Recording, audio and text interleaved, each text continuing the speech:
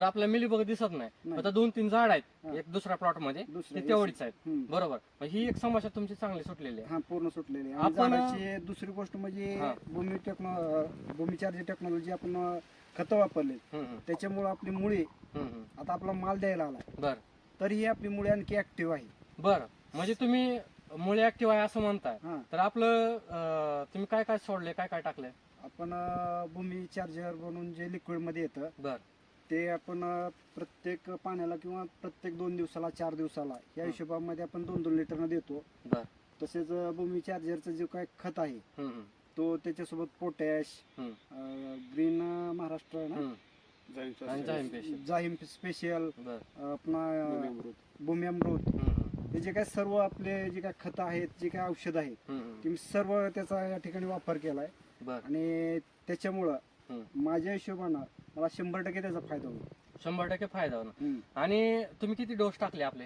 याचे मी सुरुवातीला फ्लॉवरिंगच्या अगोदर म्हणजे ज्यावेळेस आपल्या बाग याच्यामध्ये येते सेटिंग मध्ये सेटिंगच्या अगोदर बर काजळी अवस्थेमध्ये ज्यावेळेस आपली बाग असते त्यावेळेस मी पहिला डोस दिला. बर बर एकरी 20 पोते ना भूमी अमृत. भूमी अमृत, बर आणि त्याच्यासोबत पोटॅशची 6 आणि ग्रीन महाराष्ट्राची 6 अशी मिळून त्याचा एक डोस दिला. हम्म, आणि त्याच्यानंतर ना बरोबर 30 दिवसांनी म्हणजे 1 महिन्याने हम्म, दुसरा डोस दिला. हम्म. तोही सेम त्याच पद्धतीमध्ये. बर बर लिक्विड तुम्ही टोटल किती लिटर वापरले आतापर्यंत? आतापर्यंत माझ्या या 1.5 एकरच्या प्लॉटसाठी हम्म. आतापर्यंत 30 लिटरचे जवळजवळ माझं भूमी चार्जर जे काही लिक्विड स्वरूपातलं आहे हम्म, हम्म. ते माझ्याकडून देण्यात आलेलं आहे. बर बर तरी आपण सुरुवात कधी केली होती? तरी ही आपली सुरुवात ही लेट झालेली होती. म्हणजे ज्यावेळेस काजळी अवस्था होती हा. माझ्या प्लॉटची हा, हा. त्यावेळेस पासूनच मी याची सुरुवात केली.